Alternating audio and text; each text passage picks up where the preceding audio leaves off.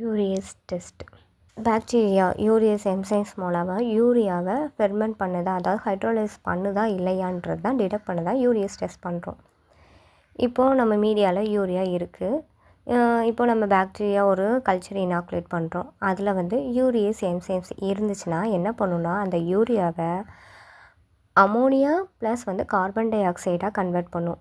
இப்போது இந்த டைமில் என்ன ஆகும்னா, அமோனியாவை கன்வெர்ட் பண்ணும்போது நம்மளோட மீடியாவோட ஆல்கலைன் கண்டிஷனுக்கு கன்வெர்ட் ஆகும்.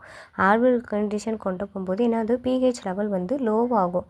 லோவாகிறத டிடெக்ட் பண்ண தான் நம்ம வந்து ஒரு இண்டிகேட்டர் ஆட் பண்ணுவோம். பிஹெச் இண்டிகேட்டர், அதாவது ஃபீனால் ரெட் ஆட் பண்ணுவோம். ஃபீனால் ரெட்டுங்கிறது ரெட் கலரில் இருக்கும். அப்போது நம்ம ஆல்கலைன் கண்டிஷன் போகும்போது மீடியா என்ன கலர் ஆகும், பிங்க் கலர் சேஞ்ச் ஆகுது.